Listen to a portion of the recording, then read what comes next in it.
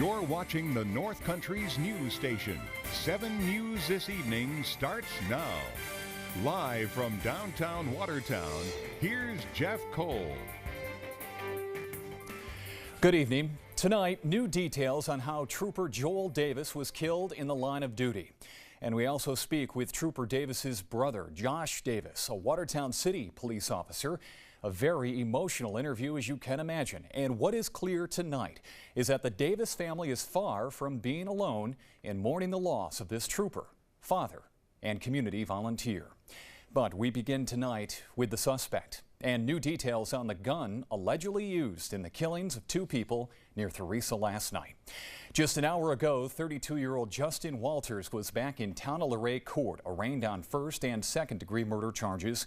Walters, a decorated Fort Drum soldier, is accused of using a rifle to shoot and kill his wife, 27-year-old Nicole Walters, and then 36-year-old Trooper Joel Davis as he responded to the scene. The initial call was for a domestic problem with gunshots on County Route 46 just after 8 o'clock last night. Walters is in jail with no bail set. The case will now go to a grand jury. State Police Superintendent George Beach led a news conference this afternoon at the State Police barracks, that is, on Route 37, just outside of Watertown. And we learned more of what happened when Trooper Davis arrived on scene. Let's go live to 7 News reporter Garrett Domblewski, who has more on how this happened on River Road. Garrett. Jeff, state police say Trooper Davis arrived on scene to the sound of gunshots. He radioed those in, and then he approached the driveway back here, and that's when he was shot. Trooper Davis exited his vehicle and walked toward the driveway when he was shot once. State Trooper Joel Davis arrived only minutes before backup. By the time other troopers got there, Davis had been shot and could not be found. The second trooper on scene heard more gunfire, then saw the alleged shooter, Justin Walters, standing in his driveway. The trooper drew his weapon and pointed it at Walters. At this point, the trooper saw Davis laying wounded in a ditch, and Walters laid down his weapon and surrendered. Within moments, additional troopers arrived, and they attended to Trooper Davis and assisted in taking Walters into custody. Troopers then found Nicole Walters, the alleged shooter's wife, dead in the driveway with multiple gunshot wounds. Police identified a third victim as Rebecca Finkel, saying she was shot in the upper torso, but her injuries were non-life-threatening. Police say Trooper Davis had a protective vest on, but the bullet may have hit him in the side. The vest itself has a ballistic plate in the front of it. We believe that this round entered to the side of that and fatally injured the trooper. And as you said, Jeff, court papers say that both victims were shot with the same rifle. The state police also say that multiple weapons were seized from the home of the suspect, Justin Walters. Jeff? Garrett Domblewski live. Thank you. Tonight, a brother mourns. Trooper Davis isn't the only police officer in his family.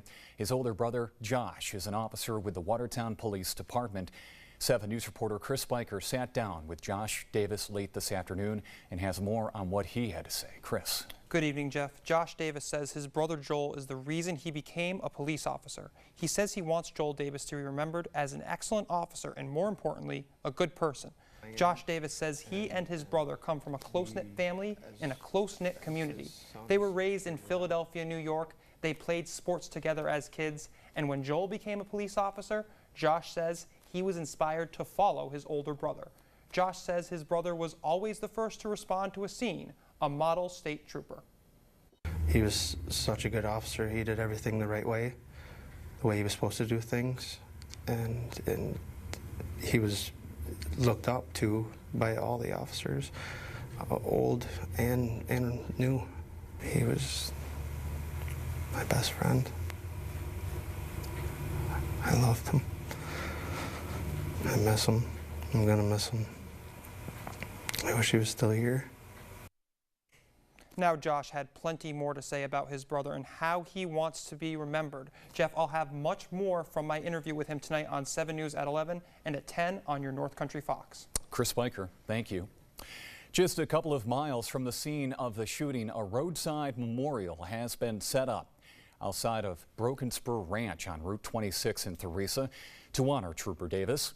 The American flag has been set at half-staff.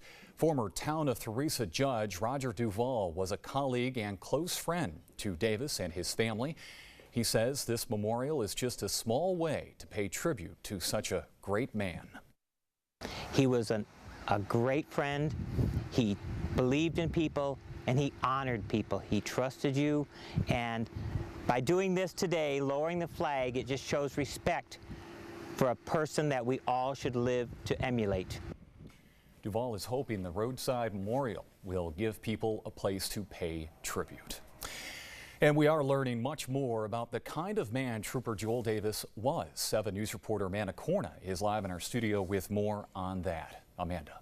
Jeff, Joel Davis will be remembered not only as a state trooper, but as a friend, a coach, and a guy everyone liked. At the Jefferson County Public Safety Building, a picture of Trooper Joel Davis is portrayed on a TV screen in the main entrance. It's a building Davis spent almost a decade in as a Jefferson County Sheriff's deputy. Sheriff's Deputy John Gleason was trained by Davis, and later they became close friends.